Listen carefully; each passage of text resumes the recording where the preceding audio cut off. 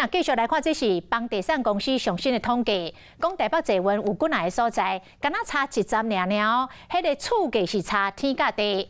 像讲，欢看到台北市中正区甲新北市永和区的固定站甲顶客站，敢若差1站哦，平均的厝价一平是差到50万，为什么呢？来看咱这个报道。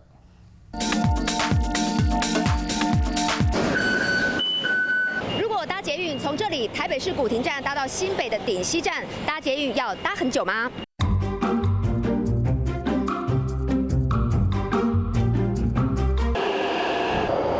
走一趟呢，搭到新北顶溪站，我们发现只要1站的时间，不过2头房子的价差，据说每平差到50万。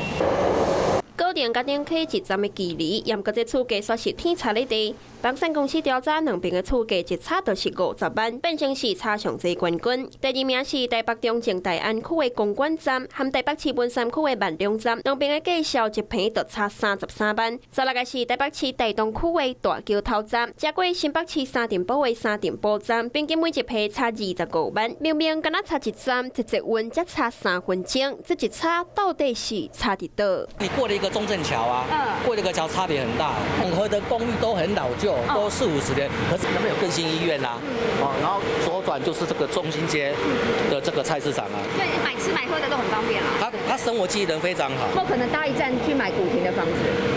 搭1站去买股，你呀，除非我要很有钱啊。在买房子的时候，最大的考量点就在于自己口袋的深度了。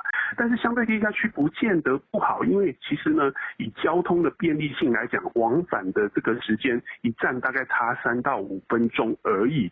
其实对于购屋族来讲，他最大可能没办法接受的地方，应该是在于他的生活环境跟这个门牌的效应上，总是心里有一个坎过不去。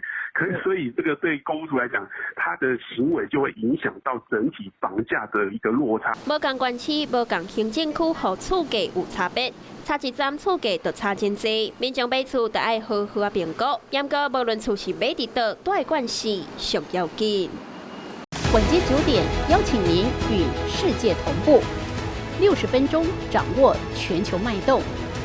What News 9，陈雅玲世界晚报给您崭新视野。